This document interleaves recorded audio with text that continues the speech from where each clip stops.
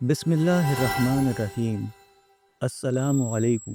पेश खिदमत है एक दिलचस्प, पुरअसरार और तजस्सुस से भरपूर कहानी, दस्तक का पहला हिस्सा।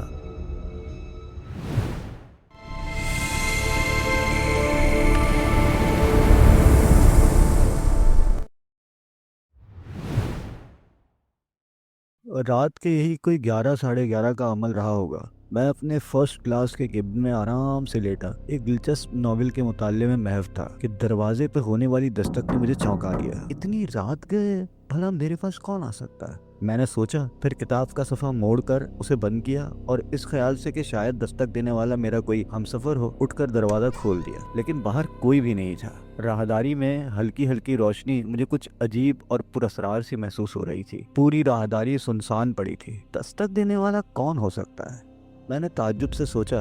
फिर इसी ख्याल से कि मुमकिन है कि वो आवाज़ मेरा वहम हो, मैंने केबिन में वापस आकर उसे अंदर से बोल्ट किया और दोबारा किताब उठा ली। अभी मैं बमुश्किल 4-6 सतरें ही पढ़ सका था कि दरवाजे पर दोबारा दस्तक की आवाज़ सुनाई दी। इस बार आवाज़ इतनी वाज़ेह थी कि मैं उसे अपना वहम करार न दे सका। फौरी तौर पे जो ख्याल मेरे जहन में उभरा वो यही था कि मुमकिन है कोई मुझे परेशान करने की कोशिश कर रहा हो। बहरी सफ़र पर रवाना हुए मुझे आज छठा दिन था, लेकिन इस अरसे में जहाज़ पर कोई ऐसा वाक़या रोनुमा नहीं हुआ था। किताब का जो हिस्सा उस वक्त मैं पढ़ रहा था वो इंतहाई दिलचस्प था। चुनांचा जब दूसरी बार दरवाजे पर दस्तक की आवाज़ सुनी तो मैं झुल्ला कर रह गया। कौन है, मैंने कदरें ऊंची आवाज़ और नाखुशगवार लहजे में पूछा।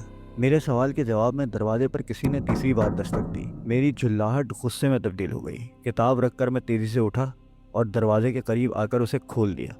लेकिन इस बार भी बाहर निकलने पर मुझे राहदारी में कोई नजर ना आ सका। मैं इस मजाक से तिलमिला उठा और अंदर आकर केबिन का दरवाज़ा बड़े गुस्से में बंद किया। इस बार मैंने फैसला कर लिया था कि जब तक दस्तक देने वाला मुझे अपना नाम न बताएगा, मैं किसी कीमत पर इन बेहुदा दस्तकों पर कोई तवज्जो ना दूंगा, ख्वाह दरवाज़ा तोड़ ही क्यों ना डाला जाए। बिस्तर पर लेटकर मैंने किताब खोली और दोबारा उसके मुताले में मसरूफ़ हो गया। 10 मिनट तक मुकम्मल सुकूत तारी रहा और फिर चौथी बार किसी नामाकूल शख्स ने उसी अंदाज में दस्तक दी। केबिन के दरवाजे पर कोई दस्तक दे रहा था। मैंने बड़े गुस्से से दरवाजे की सिम देखा। ये सवाल बार बार मेरे जहन में उभर रहा था कि आखिर वो कौन है जो मुझे इस तरह तंग करने पर तुला हुआ है और क्यों। अभी मैं इस सवाल का कोई जवाब ना सोच सका था कि दरवाजे पर फिर खटखट की आवाज़ उभरी। इस बार दस्तक की आवाज़ के साथ ही किसी की सिसकियां लेने की आवाज़ भी आई। बाहर जो कोई था वो गालिबन रो रहा था। एक लम्हे तक मैं इन सिसकियों पर गौर करता रहा, फिर दबे पांव उठा और पंजों के बल चलता हुआ दरवाजे के करीब आ गया। आहिस्ता से मैंने बोल्ट को इस तरह खोला कि कोई आवाज़ ना पैदा हो। फिर बोल्ट को नीचे गिराकर मैंने एक झटके से दरवाज़ा खोला और झपट कर बाहर गया। लेकिन ये देखकर मेरी हैरत की कोई इंतहा न रही कि राहदारी बिल्कुल वीरान पड़ी थी। मैं गुस्से के आलम में अपना निचला होंठ काटने लगा। मेरा खून अंदर ही अंदर बुरी तरह खौल रहा था। अगर दस्तक देने वाला इस वक्त मेरे सामने होता तो मैं यकीनन उसके साथ बहुत बुरी तरह पेश आता, लेकिन उसकी गैर मौजूदगी में मेरे पास उसके सिवा कोई चारा ना था कि मैं अपनी चिल्लाहट खुद अपने आप पर उतार दूं। अभी मैं दरवाजे के करीब खड़ा अपने होठ चबा ही रहा था कि सिसकियों की आवाज़ दोबारा उभरी, लेकिन इस बार ये आवाज़ राहदारी के अख्तिताम पर अरशे की तरफ से आई थी। मैं चौंके बगैर न रह सका। ये आवाज़ इस अमर की तस्दीक कर रही थी कि कोई इंतहाई कर्ब और बेचैनी की कैफियत से दो चार है। मैंने कुछ सोचे और समझे बगैर केबिन के दरवाजे को बाहर से बंद किया और लंबे लंबे कद उठाता राहदारी को अबूर करके अरशे पर आ गया, जहाँ उस वक्त हर तरफ तारीकी ही तारीकी फैली हुई थी। हवा के ठंडे झोंके, समंदर की मौजों का शोर उस खूब अंधेरे में अजीब पुरअसरार लग रहा था। मैं अंधेरे में खड़ा आंखें फाड़ फाड़ कर अपने अतराफ में देख रहा था। सिसकियों की आवाज़ मेरे आते ही बंद हो गई थी। मैंने सोचा दस्तक देने वाला यकीनी तौर पर मुझसे किसी हमदर्दी या मदद का तलबगार है, लेकिन वो है कहाँ? तुम कहाँ हो दोस्त? मैंने कुछ तवक्कुफ के बाद अंधेरे में इधर उधर घूरते हुए पूछा। जवाब में मुझे हवा की साएं साएं और मौजों के शोर के सिवा और कोई आवाज़ न सुनाई दी। मैं अजीब मखमसे में फंसा खड़ा था और यही सोच रहा था कि मेरा अगला इकदाम क्या होना चाहिए कि अचानक दबी दबी सिसकियों की आवाज़ दोबारा मेरे कानों से टकराई। इस बार ये आवाज़ अरशे पर बाएं जानिब उस हिस्से से उभरी थी जहाँ लाइफ बोट और छोटी छोटी कश्तियाँ बंधी हुई थी। मैं तेजी से लपकता हुआ उस हिस्से की तरफ गया और फिर मैंने अंधेरे के बावजूद एक साए को देखा जो एक कश्ती के करीब खड़ा सिसकियाँ भर रहा था। हिफ्ज़ मा तकद्दुम के तौर पर साए से कुछ फासले पर रुक कर मैंने उससे पूछा, कौन हो तुम? मैं एक बदनसीब इंसान हूँ। उसकी आवाज़ में दर्द था। उसने रुंधी हुई आवाज़ में मुख्तसरन जवाब दिया। तुम्हें मुझसे कोई काम है? मैंने पूछा। हाँ, वो एक सर्द आह भरकर बोला। अगर तुम इस कश्ती को खोलकर समंदर में उतारने के सिलसिले में मेरी मदद करो تو میں تمام زندگی تمہارا احسان مند رہوں گا۔ فوری طور پر میں اس کی بات کا کوئی جواب نہ دے سکا۔ مجھے اس کی خواہش پر تعجب ہو رہا تھا۔ آخر وہ اتنی رات گئے اس کشتی کو سمندر میں کیوں اتارنا چاہتا ہے؟ مان میرے ذہن میں یہ خیال بڑی شدت سے ابھرا کہ وہ یقیناً کوئی غلط قسم کا آدمی ہے جو رات کی تاریکی میں جہاز والوں کی نگاہوں سے بچ کر کسی خاص وجہ سے فرار ہونے کا منصوبہ بنا رہا ہے۔ جس انداز سے وہ مجھے عرشے تک بلانے میں کامیاب ہوا تھا وہ بھی پراسرار اور مشکوک تھا۔ کیا نام ہے تمہارا؟ میں نے بڑی نرمی سے پوچھا۔ بینی عثمان، اس نے کہا، پھر جلدی سے بولا، کیا تم اس کشتی کو کھول کر نیچے اتارنے میں میری مدد کرنے پر تیار ہو؟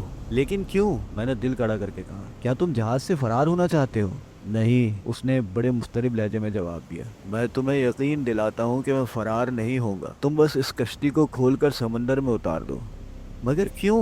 میں نے تعجب سے پوچھا۔ اس کی خواہش مجھے بڑی مضحکہ خیز لگ رہی تھی۔ اس لیے کہ اس کشتی میں، وہ کچھ کہتے کہتے ایک لمحے کے لیے رکا، پھر بڑی درد بھری آواز میں بولا، اس کشتی میں ایک لاش موجود ہے، میری ایک عزیزہ کی لاش۔ میں نہیں چاہتا کہ جہاز کے مسافر اسے دیکھیں۔ بولو، کیا تم اس لاش کو سمندر میں اتارنے میں میری مدد کرو گے؟ تو گویا تم قاتل ہو؟ میں نے سہم کر پوچھا۔ نہیں، وہ ایک ٹھنڈی آہ بھر کر بولا، میں نے اسے قتل نہیں کیا، بلکہ صرف اس اذیت سے نجات دلا دی جس میں وہ مبتلا تھی۔ تم یقیناً کوئی جنونی قاتل ہو، یکلخت میں نے بڑے جوش میں آ کر کہا۔ اس سے پہلے کہ تم لاش کو سمندر میں اتار کر اپنے ناپاک منصوبے میں کامیاب ہو، میں تم کو گرفتار کرا دوں گا۔ سنو، اگر تم نے شور مچانے کی کوشش کی یا کسی کو میرے بارے میں بتایا تو تمہارا انجام بھی بڑا عبرتناک ہوگا۔ اس کی آواز میں نہ جانے کیا سحر تھا کہ میں کانپ اٹھا۔ میں نے جواب دینا چاہا لیکن آواز جیسے میرے حلق میں گھٹ کے رہ گئی۔ خوف اور دہشت کے مارے میرے جسم کے تمام رونگٹے کھڑے ہو گئے تھے۔ فضا کی خنکی کے باوجود میرا سارا بدن پسینے میں شرابور تھا۔ پھر میں بڑی تیزی سے گھوما اور اندھا دھند اپنے کیبن کی طرف دوڑنے لگا۔ یکلخت میں نے تاریکی میں کسی چیز سے ٹھوکر کھائی اور اوندھے منہ زمین پر آ رہا۔ غنودگی کی حالت میں مجھے یوں محسوس ہو رہا تھا جیسے میرے گرد بہت سارے افراد جمع ہیں اور شور و غل کی آواز ہر لمحے بڑھتی جا رہی ہے۔ چند ثانیے تک اپنی آنکھیں بند کیے اپنے ذہن کی منتشر قوتوں کو یکجا کرتا رہا، پھر ایک دم ہڑبڑا کر آنکھیں کھول لی۔ کوئی میرے کیبن کے دروازے کو زور زور سے پیٹ رہا تھا۔ میں نے جلدی سے اٹھ کر دروازہ کھول لیا۔ باہر سورج کی روشنی دیکھ کر مجھے پہلی بار احساس ہوا کہ دن خاصا چڑھ آیا ہے اور میں خلاف معمول دیر تک سوتا رہا ہوں۔ تعجب کی دوسری بات میرے لیے میجر ریحان اور اس کی خوبصورت بیوی کی موجودگی تھی، جو میرے کیبن کے سامنے حیران پریشان کھڑے تھے۔ قبل اس کے کہ میں واقعات کے تسلسل کو جاری رکھوں، یہ بتا دینا ضروری سمجھتا ہوں کہ میجر ریحان بحری سفر میں محض 3 روز قبل میرا ہمسفر بنا تھا۔ میرے کیبن سے ملے ہوئے 2 کیبن اس کے تصرف میں تھے۔ ایک میں وہ اپنی نوجوان حسین و جمیل بیوی ریحانہ کے ساتھ مقیم تھا اور دوسرا کیبن اس کی سالی فرزانہ اور 2 لڑکوں انجم اور پرویز کے لیے وقف تھا۔ انجم کی عمر 7 سال تھی اور پرویز 5 سال کا تھا۔ پہلی بات جو میرے لیے مختصر سے خاندان کی طرف توجہ کا باعث بنی تھی وہ ریحانہ اور فرزانہ کی حیرت انگیز مشابہت تھی۔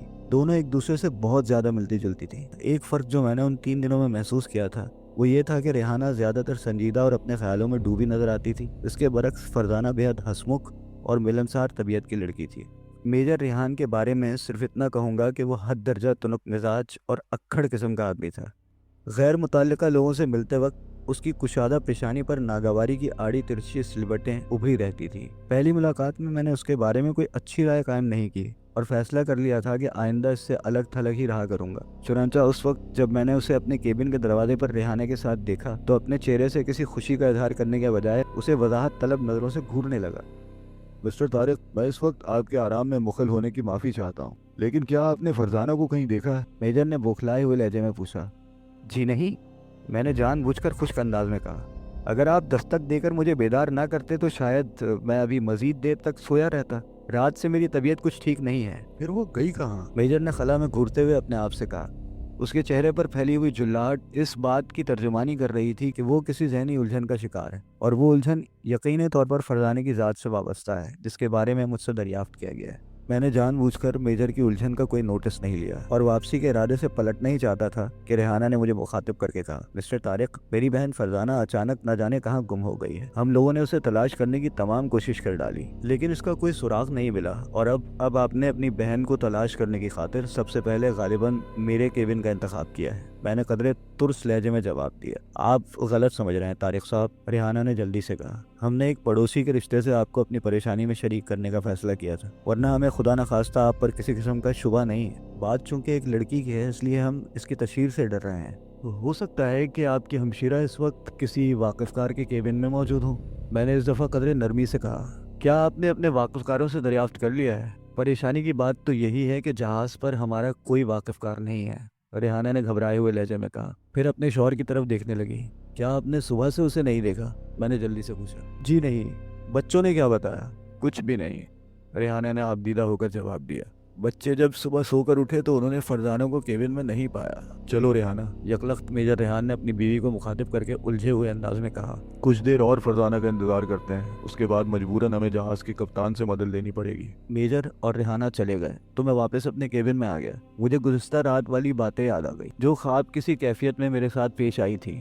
چند لمحے میں گنگ سا کھڑا رات والے پراسرار اور ڈراؤنے خواب کے بارے میں سوچتا رہا۔ پھر جلدی میں نے منہ ہاتھ دھو کر کپڑے تبدیل کیے اور ناشتے سے فراغت پا کر عرشے پہ آ گیا جہاں ہر طرف دھوپ کھلی ہوئی تھی۔ عرشے پر ریلنگ کے سہارے کھڑا کچھ دیر تک یوں ہی حد نظر تک پھیلے ہوئے سمندر کی بے قرار موجوں کو تکتا رہا، لیکن اس عرصے میں میری نظریں متعدد بار اس کشتی کی طرف اٹھی تھی جو عرشے پر بائیں جانب موجود تھی اور جسے کل رات میں خواب میں دیکھ چکا تھا۔ میں اس وقت اس کشتی کو ایک نظر اندر سے دیکھ لینے کے لیے بے چین تھا، جس کے بارے میں مجھے خواب میں نظر آنے والے بینی سوان نے یہی بتایا تھا کہ اس کے اندر اس کی عزیزہ کی لاش موجود ہے۔ ہر چند کے میرے نزدیک خواب کی باتوں کا عام زندگی سے کوئی تعلق بیکار تھا، پھر بھی فرزانہ کی گمشدگی کی خبر سن لینے کے بعد میرا اضطراب بڑھ گیا تھا۔ عرشے پر اس وقت میرے علاوہ دوسرے مسافر بھی موجود تھے۔ ان کی موجودگی میں کسی اونچے مقام پر چڑھ کر مطلوبہ کشتی کے اندر جھانکنا یقیناً ایک مذائقہ خیز حرکت ہوتی۔ چنانچہ میں بڑی دیر تک اس کشتی کو ایک نظر اندر سے دیکھ لینے کے منصوبے بناتا رہا۔ ابھی میں اپنی خواہش کی تکمیل کے لیے کوئی طریقہ سوچ ہی رہا تھا کہ اچانک چیخو پکار کی آواز سن کر چونک اٹھا۔ تیزی سے گھوم کر میں نے جہاز کے اس خلاصی پر نظر ڈالی جو غالباً کسی ضرورت کے تحت اوپر چڑھا تھا اور اب ہذیانی انداز میں اس کشتی کی طرف ہاتھ ہلا کر چلا رہا تھا جس کی نشاندہی مجھے خواب میں کی گئی تھی۔ خلاصی کی چیخو پکار سن کر جہاز کے عملے کے افراد کے علاوہ مسافروں کی اچھی خاصی تعداد بھی اس حصے میں آ کر جمع ہو گئی جہاں وہ کشتی موجود تھی۔ جہاز کے سیکنڈ آفیسر نے خلاصی سے اس کے شور و غل کی وجہ دریافت کی۔ پھر جب اس کشتی کو کھول کر عرصے میں اتارا گیا تو لوگوں میں کھلبلی مچ گئی۔ کشتی کے اندر فرزانہ کی مسخ شدہ لاش موجود تھی۔ لاش پر نظر پڑتے ہی میں خوف سے کانپ اٹھا۔ دہشت کے مارے جسم کے رونگٹے کھڑے ہو گئے۔ میں کسی بے جان بت کی طرح کشتی کے قریب کھڑا فرزانہ کی لاش کو گھورے جا رہا تھا جسے بڑی بے دردی سے قتل کیا گیا تھا۔ اس کے جسم کے اریاں حصوں پر جا بجا گہرے نیل پڑے تھے۔ ننگے بازوؤں پر کئی جگہ سے کھال ادھڑی سی نظر آ رہی تھی جس کے گرد گاڑھا خون جم گیا تھا۔ چہرے کی حالت اس قدر دہشت انگیز تھی کہ دیکھنے والوں کی حلق سے بھی چیخیں نکل گئیں۔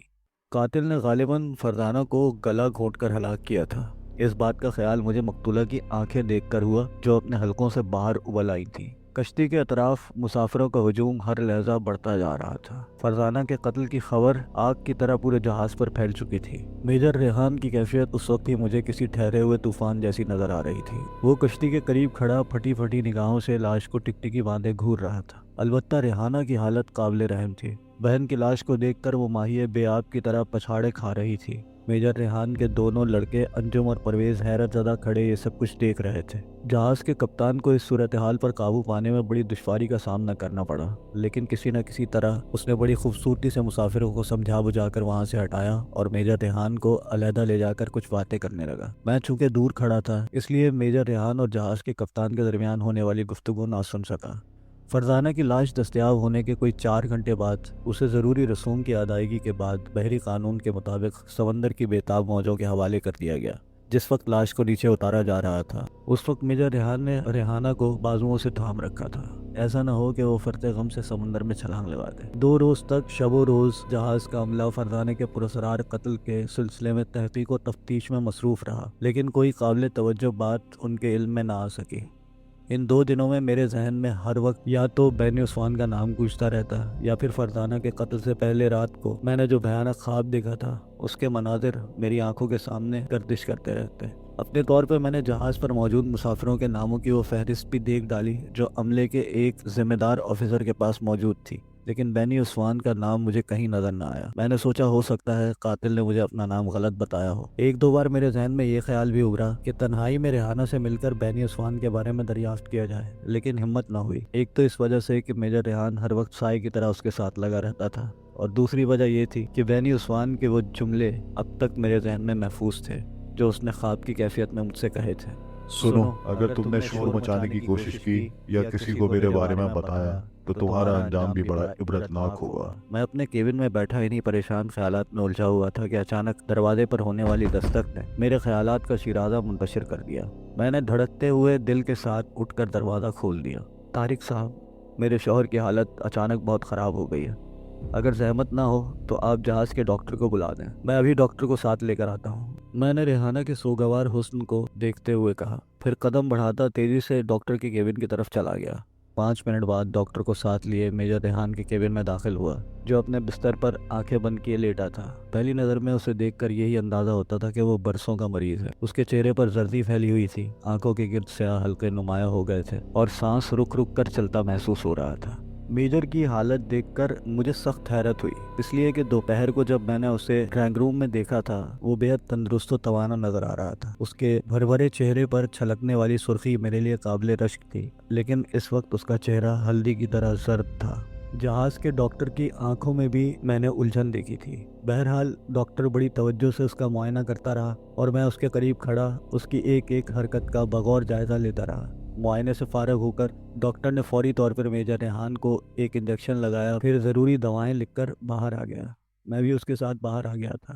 ڈاکٹر، میں نے کچھ دور آنے کے بعد اسے مخاطب کیا، میجر ریحان کی زندگی کو کوئی خطرہ تو نہیں ہے؟ میرا خیال ہے کہ وہ چند گھنٹوں سے زیادہ زندہ نہ رہ سکے گا۔ ڈاکٹر چلتے چلتے یکلخت رک گیا اور تشویش بھرے لہجے میں بولا، آج تک میری نظروں سے کوئی ایسا مریض نہیں گزرا جس کے جسم کا سارا خون محض چند گھنٹوں میں یوں خشک ہو گیا یا غائب ہو گیا۔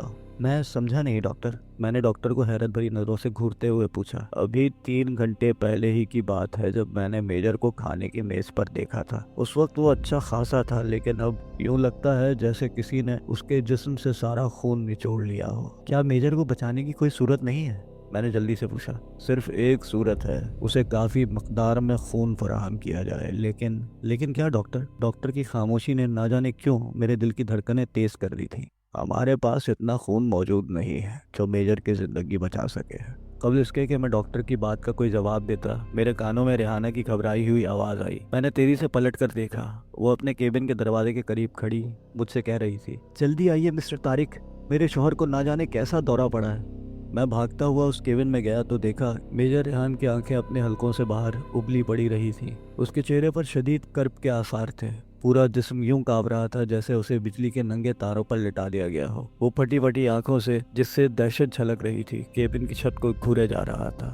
اچانک اس کے حلق سے بے ربط جملے ٹوٹ پھوٹ کر نکلے، چلے جاؤ ناپاک اور گندے وجود، میں تمہیں شوٹ کر دوں گا، مردود، چھوڑ، خدا کے لیے چھوڑ مجھے۔ میں عجیب شش و پنج میں مبتلا تھا، سمجھ میں نہیں آ رہا تھا کہ کیا کروں۔ میرے قریب ہی جہاز کا تجربہ کار ڈاکٹر بھی موجود تھا، لیکن اس سے پیشتر کہ ہم میجر کو پڑھنے والے اس دورے کا تدارک کرتے، وہ کسی زندہ لاش کی طرح اکڑ کر کھڑا ہو گیا۔ ریحانہ خوف کے مارے چیخ پڑی، ڈاکٹر سہمے ہوئے انداز میں دور ہٹ گیا۔ میرے وجود پر ایک نامعلوم سی دہشت طاری ہو رہی تھی۔ ہمارے دیکھتے ہی دیکھتے میجر کے اکڑے ہوئے جسم نے 2-3 شدید جھٹکے کھائے، پھر وہ اوندھے منہ زمین پر گر پڑا۔ ڈاکٹر نے آگے بڑھ کر اس کی نبض ٹٹولی، ایک نظر مجھ پر ڈالی، پھر بستر کی چادر اتار کر میجر کے اوپر ڈال دی، گویا یہ اس بات کا اعلان تھا کہ میجر کی روح اس کے جسم سے پرواز کر چکی ہے۔ ریحانہ میرے قریب کھڑی اب تک خوف سے کانپ رہی تھی، لیکن جب اسے حالات کی نوعیت کا احساس ہوا تو وہ ہذیانی انداز میں چیختی ہوئی اپنے شوہر کی لاش سے لپٹ گئی اور رونے لگی۔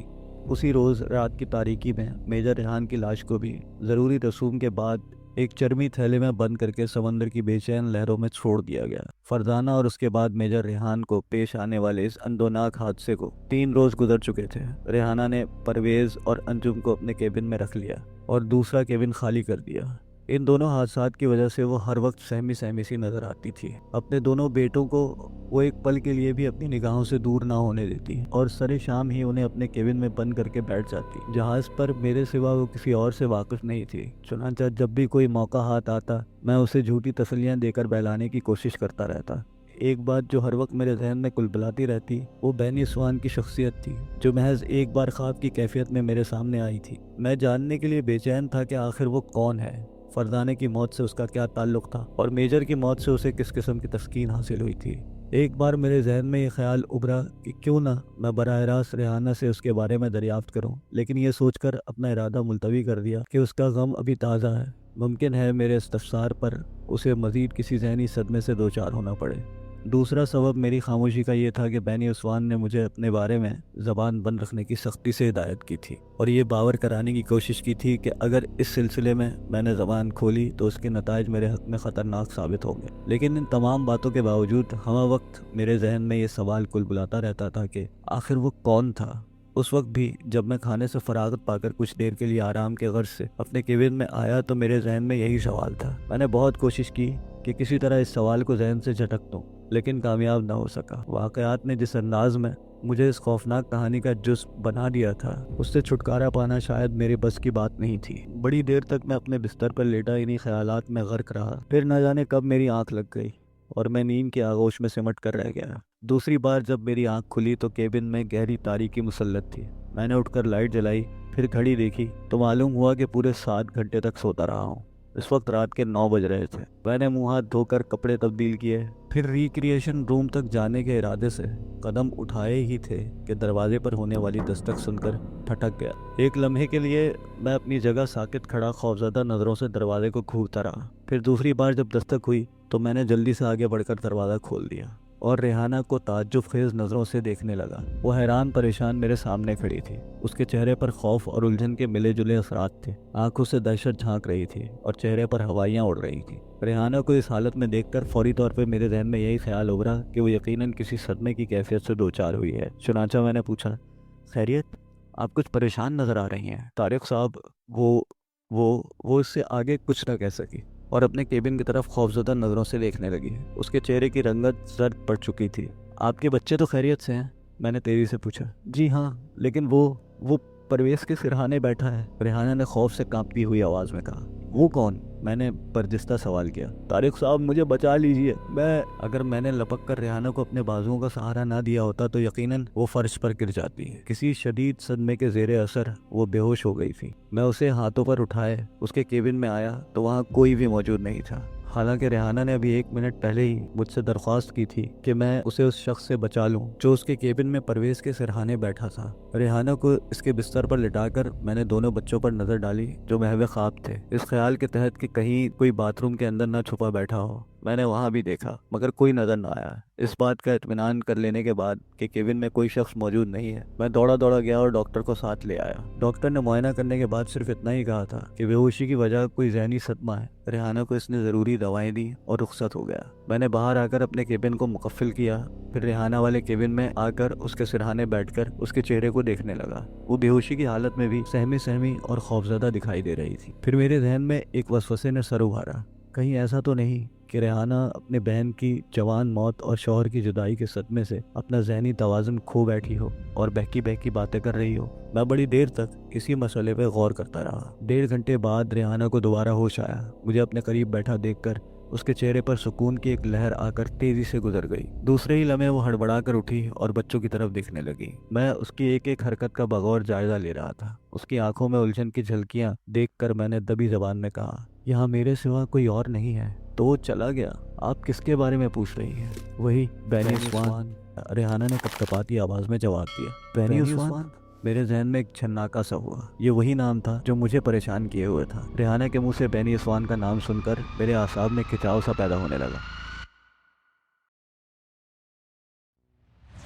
اگر آپ کو ہماری یہ ویڈیو پسند آئی ہے تو اس ویڈیو کو لائک کریں، اپنے دوستوں کے ساتھ شیئر کریں اور ہمارے چینل کو سبسکرائب کریں۔